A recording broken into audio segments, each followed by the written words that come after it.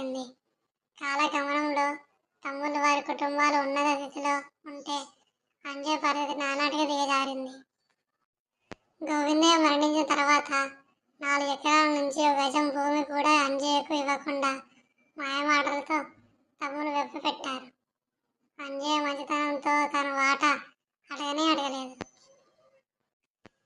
చిన్న చిన్న చదువులు చదువుతున్న అంజయ్య కూతుళ్ళు నాన్న వాళ్ళందరూ నిన్ను మోసం చేస్తున్నారని చెప్పినా అతనికి అర్థం కాలేదు. కొంతకాలం తర్వాత అంజయ్య కొండ పొలంలో సమీపంలో ఉన్న పారిశ్రమల నిర్మాణాలు మొదలయ్యాయి. అంజయ్య పొలాన్ని అమాంతం విలువ పెరిగింది. అంజయ్య తమ్ముళ్లకు ఆ స్థలాన్ని చేర్చుకోవాలని దుర్బుద్ధి పుట్టింది. దాంతో అతని వ్యవసాయానికి ఆటంకాలు సృష్టించారు. పొలంలోకి వరద నీరు మళ్లించడం, చెట్టు నరికి